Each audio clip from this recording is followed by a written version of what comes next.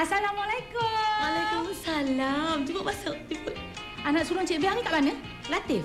Dia engineer kat Ipoh. Banyak duit nak belajar tu. Apa susahnya? PTPTN kan ada. Si Amira nombor 2 ni kat mana pula?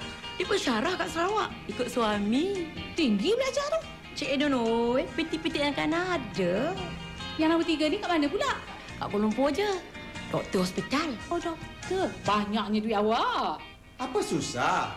PTPTN kan ada. Yang kecil ni? Mana kecilnya? Baru dapat ijazah kepujian kelas pertama. Banyak belah. Lupa pula. PTPTN kan ada.